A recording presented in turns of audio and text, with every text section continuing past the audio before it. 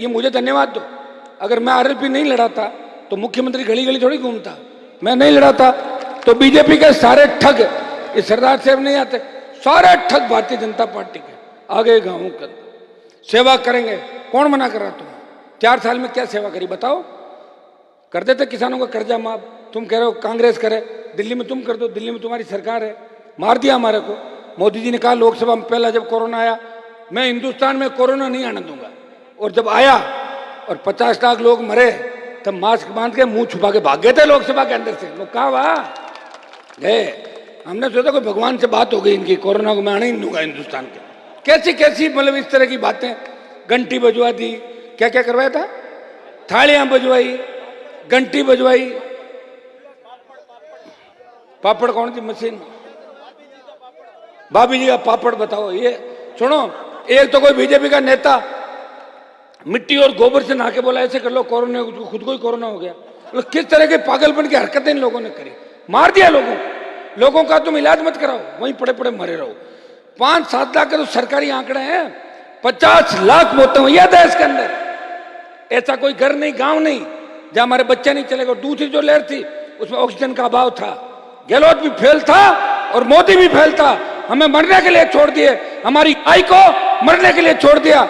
Lumpy के अंदर के तो नई बीमारी है। 2019 में बंगाल उड़ीसा में लंपी आई थी। मैं कह रहा हूं गाय के पाप से भारतीय जनता पार्टी को बहुत बड़ा पाप लगेगा आने वाले समय के अंदर। देखना, कांग्रेस तो खत्म हो चुकी, लेकिन भाजपा का भी वो दिन दूर नहीं जब इनका घमंड अभिमान चूर हो जाएगा।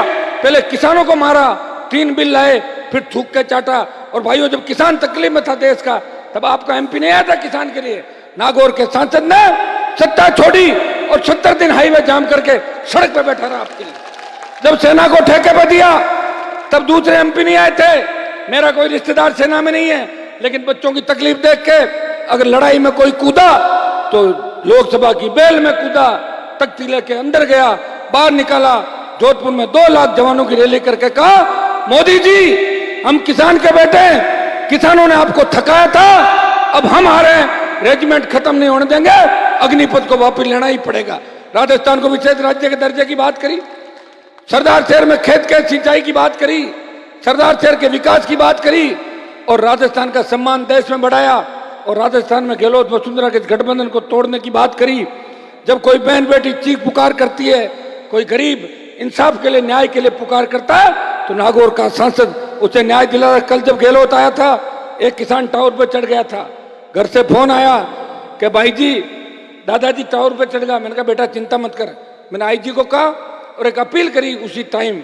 मैंने कहा आप नीचे उतर जाएं, मैं अपने आप आपकी मदद करूंगा, आपकी गाय जहां भी है मैं गाय ला के आपको दूंगा, ये मैं भरोसा दिलाता हूं। और वो उतर गए। आप ये बताएं कि कहाँ शासन है? किसने यहाँ अपराध बढ़ाया? किसने भ्रष्टाचार किया? किसने बेरोजगारी? गांव गांव स्कूल, सड़क, पानी, बिजली की जो व्यवस्था है कौन करता? सरकारें करती। सरकारें किसकी थी? कांग्रेस और बीजेपी की।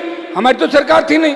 हम तो लड़ रहे हैं, लड़के आपको जगा रहे हैं, जोश भर रहे हैं, ऊर्जा भर रहे हैं, पूरी जवानी।